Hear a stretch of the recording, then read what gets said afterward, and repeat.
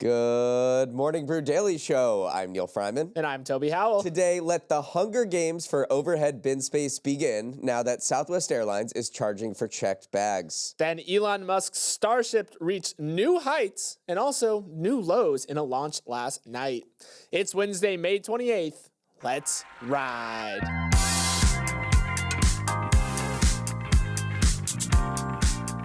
Good morning, everyone. Here's a question. Have you ever been to a casino where the vibes just feel good and you think to yourself, somehow I never seem to lose money here? For many people, that casino is the Seminole Hard Rock in Tampa, Florida. That casino was just named the luckiest in the United States by casinos.com.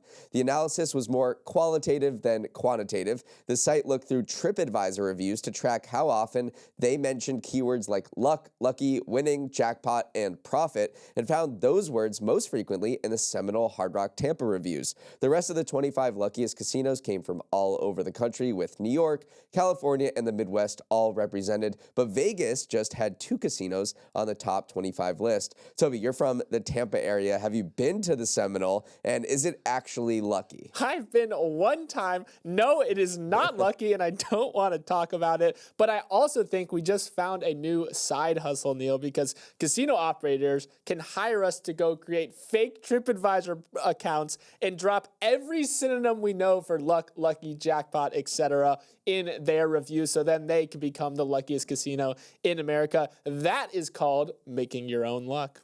And now a word from our sponsor, LinkedIn Ads. Neal, you ever fished? Have I ever fished? I mean, I can't really tie a swivel, but I snagged a bunch of mackerel one time on a deep sea fishing trip. Holy mackerel. But fishing is the perfect metaphor for the issue with B2B marketing. Doing it properly lands you a mackerel, but doing it improperly, it's like baiting your hook with a fake worm and hoping to catch a marlin. It ain't gonna happen. I'll go a step further. Improper targeting is like advertising fishing gear to a fish. Waste of time and money. That's what LinkedIn Ads is built for, avoiding ad waste. LinkedIn has a network of over 1 billion professionals and 130 million decision makers. You can target your buyers by job title, industry, company, role, seniority, revenue. So many options all in one place. Tap into the right network to target the professionals you're looking for and land yourself a big ol' marlin. Don't waste precious budget on the wrong audience. Use LinkedIn Ads to find your people. LinkedIn will even give you a $100 credit on your next campaign, so you can try it yourself. Just go to linkedin.com/MBD. That's linkedin.com/MBD. Terms and conditions apply, only on LinkedIn Ads. Elon Musk recently posted on X that he was back to spending 24/7 at work and is super focused on running his companies. That super focused attention span was turned towards space yesterday as he put on his CEO of SpaceX hat to oversee the launch of his 400-foot Starship rocket on its 9th test flight. And launch it did. The super heavy rocket booster, which was being reused from a previous mission, successfully lit up all 33 of its engines and raced skywards. But half an hour after liftoff, the gigantic rocket suffered a leak, started tumbling out of control in space, and disintegrated as it hurtled back to Earth. The third rapid unscheduled assembly in a row for a company with ambitions to reach Mars as early as next year. Starship did make it much further into its flight path than 2 prior test flights, who were destroyed just minutes after takeoff, but didn't quite achieve its goal of a controlled splashdown in the Indian Ocean. It also whiffed on a secondary mission of deploying 8 dummy satellites in a test designed to mimic the process of distributing upgraded Starlink internet satellites the rocket will carry when operational. So another Rorschach test of a test flight, Neal. Was it successful because it went further than others, or a failure because Starship met a fiery demise? Reading the tea leaves from SpaceX communications after this launch, I think they were disappointed with it. Yes, it was better than 7 and 8, but it wasn't as good as some of the earlier flights. It didn't achieve some of their key objectives of deploying the satellite and not doing this rapidly scheduled disassembly, which is, space speak for an explosion. So I think from, they're not going to be totally forthcoming with what they actually think, but just from reading and listening to their statements, I think this was a disappointment. It's the 9th one. They really want to get this ready for the moon, for the Mars by next year, and it's just not ready yet. Yeah, and you mentioned the moon, but Mars is becoming more and more of a priority for NASA. Obviously, it's always been a priority for Elon. That's the founding, ethos of SpaceX to make humanity a multiplanetary species. But NASA is considering launching rockets to Mars by next year. That is a major shift because, yes, this moon landing program has been technically the priority that Starship has been building towards, but Elon doesn't really want to go back to the moon again. He wants to skip the moon and go to Mars, but none of that happens if you can't get this rocket kind of to work and not blow up. But yeah, let's move on to not just space. Let's go back to Earth a little bit because Elon did post this tweet earlier in the week saying like, hey, I am back to my companies. I'm no longer as Doge obsessed as I once was. And we did get a lot of Elon news, focus on Earth yesterday. Tesla stock actually was feeling upbeat after that proclamation and rose about 7% yesterday. That helped dull the pain of some European sales figures coming in though, where they showed a 50% drop in sales in the European continent in April, which is just disgusting numbers all around. The stock went up though because Elon's back sleeping on factory floors again.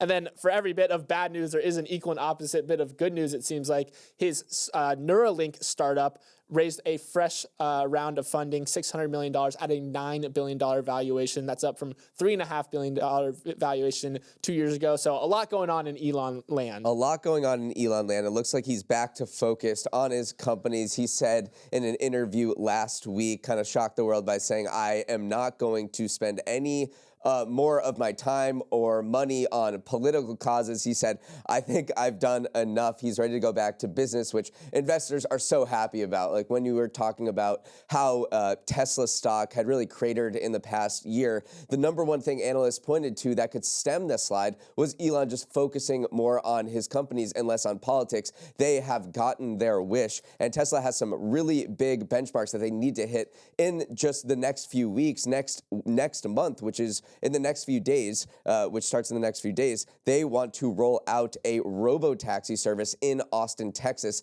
and Tesla's valuation, which is higher than any other auto company, is really riding on autonomy. So we'll see that launch. Elon's busy launching things to space, but that launch in Austin, Texas will actually be super key for Tesla's really, really high valuation. If you book a flight on Southwest Airlines today, you'll notice something that hasn't been there for over 50 years, a charge for checking bags. Beginning today, Southwest is entering a new era, more fearless than Lover, in which it's dropping its legendary 2 bags fly free policy. The company announced that in most cases, passengers will be charged $35 for a first check bag and $45 if you're a heavy packer and need a second. It's a bold move, Cotton. For decades, Southwest earned passenger devotion and differentiated itself from the pack by foregoing a checked bag fee. Execs frequently cited bags fly free as one of the top reasons passengers chose Southwest over other airlines. So why drop an extremely popular passenger perk?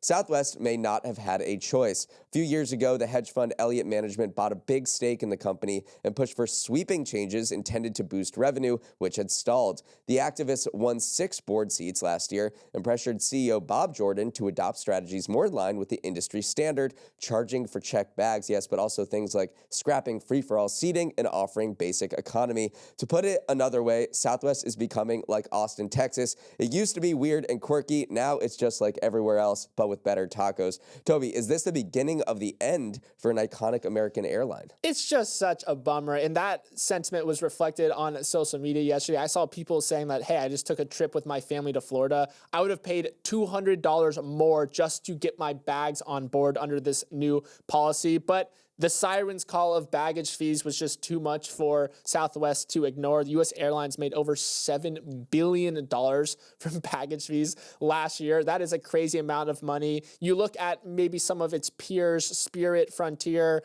I don't know if Southwest would actually consider itself peers with that, but kind of not the big 3 airlines. Spirit made $774 million in baggage fees. Frontier made $861 million. The big 3 each made over $1 billion an airline, and Southwest brought in $83 million. Those are just from the people who, exceeded the 2 bag fly free policy. So that was just too much money that they thought they were leaving on the table, and now it is a new era in Southwest. And one challenge that comes with charging for checked bags is that people will now put way more stuff in their carry-on and they'll bring more carry-ons.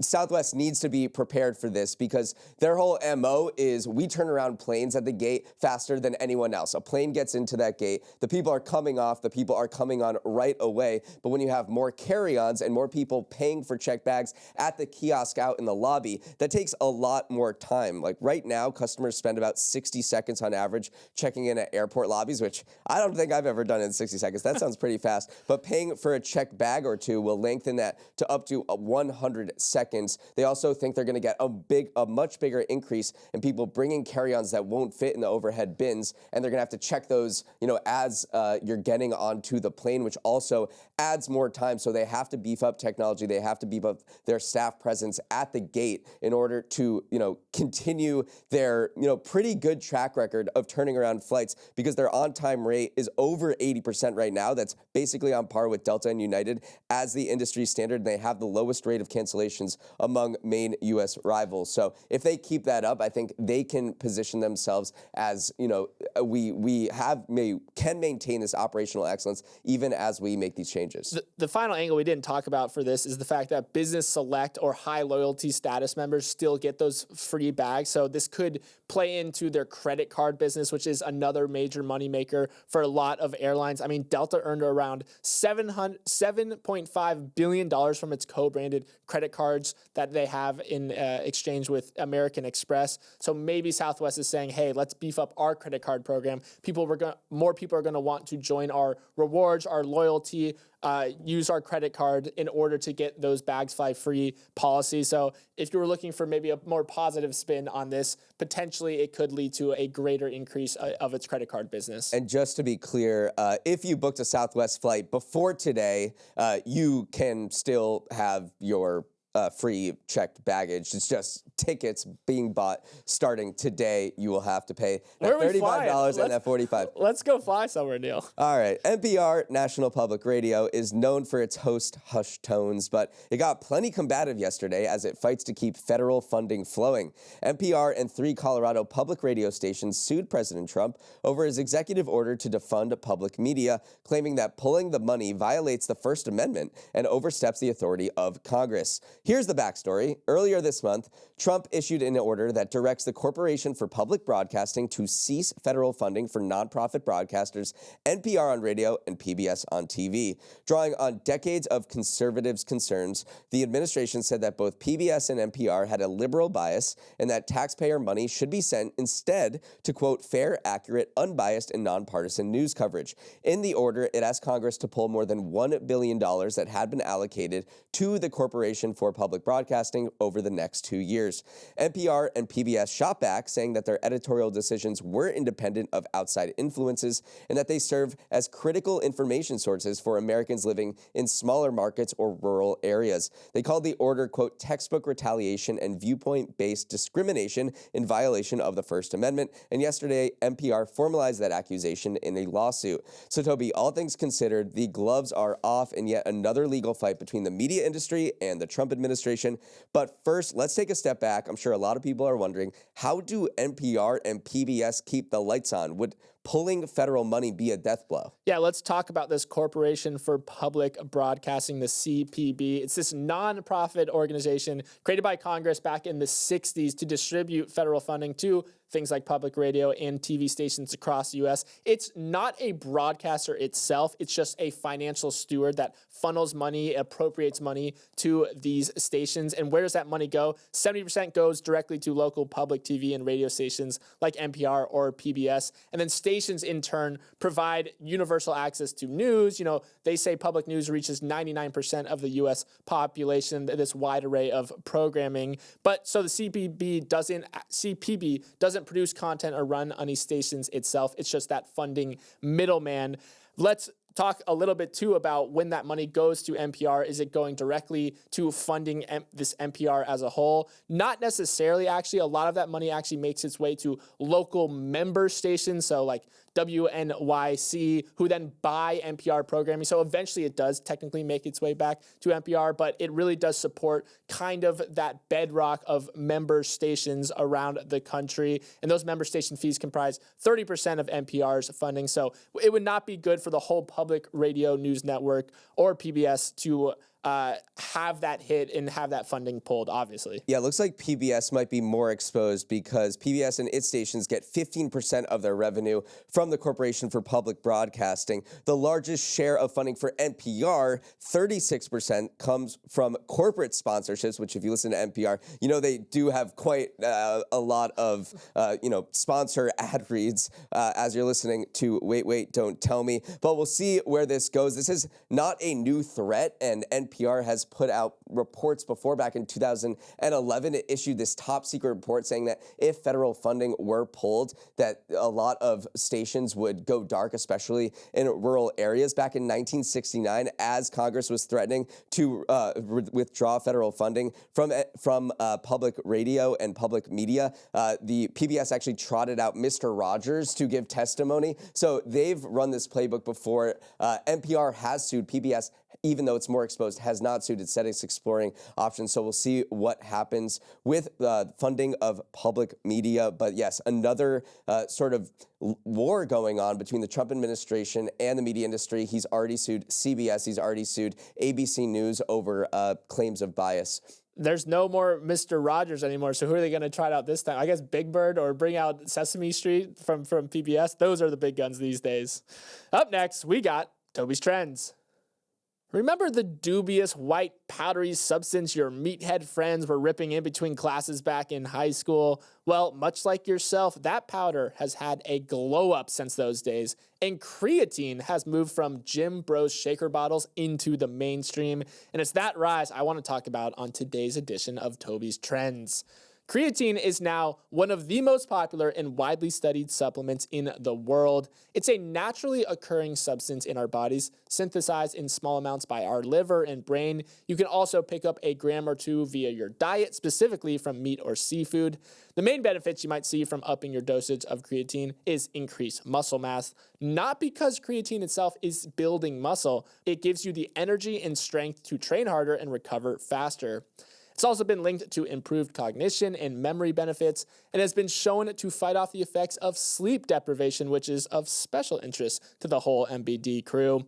Combine all those benefits with a recent meta-analysis of hundreds of studies that found little to no negative side effects, and you have all the ingredients of a powerhouse supplement. The global creatine supplement market was valued at $1.1 billion in 2024 and is projected to grow to $4.2 billion by 2030, with sales at Vitamin Shop alone surging 320% from 2019 to 2024. Neal, I got a little tub on my desk at home and at work. Creatine truly is riding a wave right now and has been for the last few years. I think this is a great trend you picked, Toby, because I can't go a single day without someone mentioning creatine, and I've always wanted to dive into what is going on here. And what's interesting about this particular supplement, as opposed to others that maybe we've covered on the show, is that this has been around a very long time, and it has been studied to death. We're pretty certain we know what creatine does. The benefits were first discovered in the 1970s, and the benefits have been well established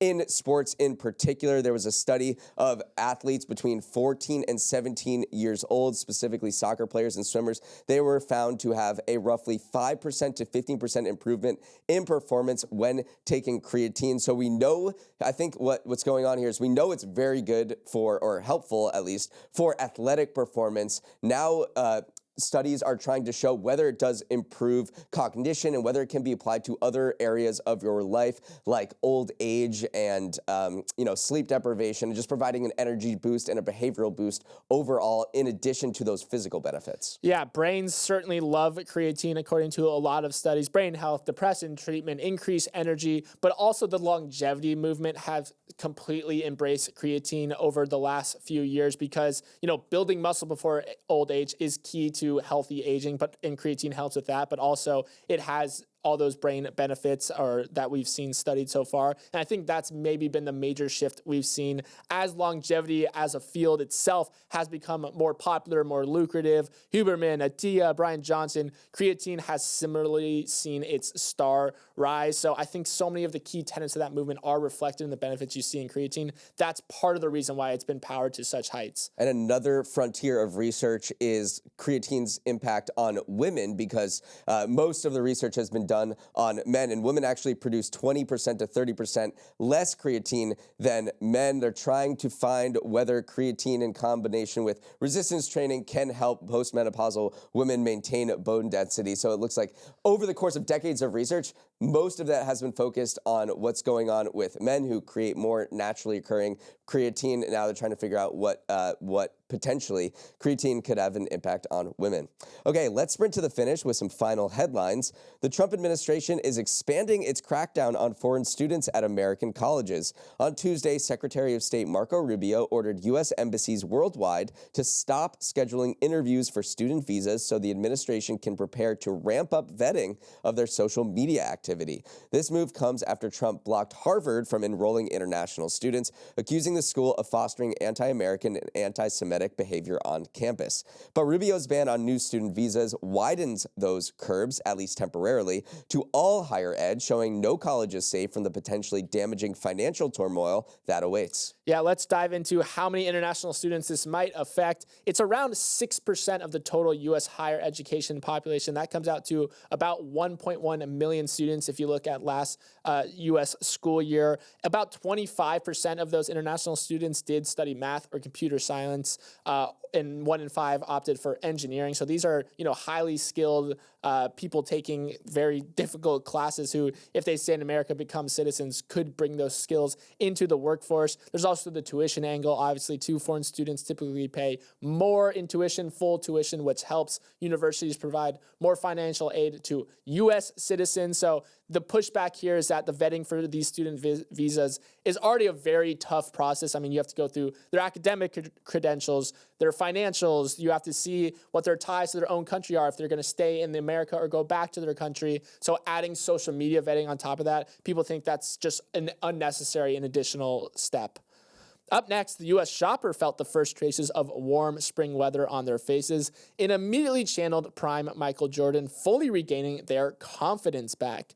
U.S. consumer confidence jumped in May by the most in 4 years, driven by improved economic and labor market outlooks and easing tariff tensions, with expectations for the next 6 months surging by the most since 2011. Part of that jump might be due to timing. The cutoff for the survey was May 19th, right after the U.S. and China agreed to temporarily reduce tariffs on each other's goods and negotiate a trade deal, so people were feeling upbeat. But that optimism was also reflected in the market yesterday, which roared back to life after Trump walked back some of his EU tariff threats as well. Neal, haven't seen a turnaround in confidence like this since I got my braces off. Congrats, Toby. No, it feels like the market in consumer sentiment overall is just riding the wave of tariff news. I mean, anytime you see a huge jump in stocks or consumer sentiment, it's because a tariff has been rolled back. And anytime you see a massive drop, it's because a massive tariff has been applied. The S&P 500 was up 2% yesterday, its biggest daily gain in weeks. So whatever corporate earnings are out there, whatever else is happening, the market just seems to be completely ignoring that and is zeroed in 100% on what Trump tweets about his various tariff threats, because that is the sole driver of market volatility right now. Next, there's a new Harry Potter in town, and his name is Dominic McLaughlin. HBO's upcoming Harry Potter TV series announced their casting of the iconic Hogwarts trio yesterday, with Arabella Stanton taking on the role of Hermione and Alistair Stout as the Flaming Ginger Ron. The three landed their parts after an open casting call that drew over 30,000 auditions and will now join a star-studded group that includes John Lithgow as Dumbledore and Janet Mateer as Professor McGonagall, with J.K. Rowling serving as executive producer. Neal, filming is set to begin this summer, with the show promising to be a faithful adaptation of the 7 books. Judging from the looks of the youths, Does it seem faithful so far? If this reaches any of the level of popularity as the Harry Potter movies, these kids have just booked their ticket to international superstardom. Rupert Grint, Daniel Radcliffe, Emma Watson are all household names because of a movie that they started when they were first 10. I did see Daniel Radcliffe on Broadway last year when he was in Merrily We Roll Along. He won a Tony for that. He's had a pretty illustrious career. So I'm sure these kids are thinking, wow, I just beat out 30,000 kids to be Harry, Ron, and Hermione. Like, I'm going to be set for life here. Yeah, speaking of Broadway, that's where Arabella came from, the child who's playing Hermione. She's been crushing it as Matilda on Broadway. But the big West End in London. And yeah, sorry, not in Broadway, in London. But then also Harry finally has green eyes, which has been the one bone to pick with Daniel Radcliffe. Is like, obviously he was an incredible Harry Potter, but he's had blue eyes, and green eyes is kind of a big plot point to the whole Harry Potter arc. So finally they found a Harry with green eyes. And then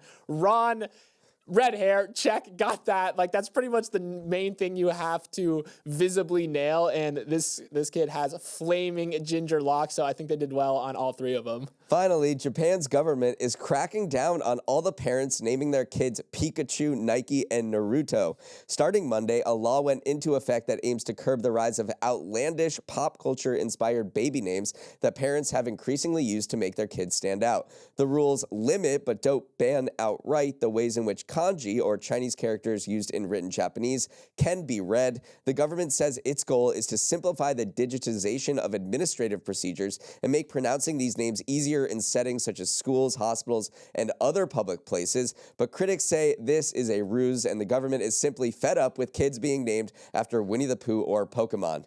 You know what's crazy is we also did a story about how everyone in Japan will be called Sato by 2531, unless married couples are permitted to change their surname. So there is this naming kind of controversy in Japanese culture where they don't really necessarily want you to take any risk. They don't necessarily want to stray too far from tradition. And you see the downstream effects of that is the fact that the entire population is going to converge on one surname if you don't allow a little bit more leeway here. And now they're cracking down on your first names as well. So tough time to, have a little bit of creative spark if you're a parent naming a child in Japan right now. It just seems like they're unpronounceable. They're completely, like, you just don't know. If you're reading a class roster and the teacher's like, I literally have no idea to pronounce your name. Like, my name, people would say, like, Freeman or Freyman. That's annoying as it is. I can't imagine if it's wholly unpronounceable like some of these names. But Neal, we got Neal. That was pretty easy. Neal's pretty easy. Okay, that is all the time we have. Thanks so much for starting your morning with us,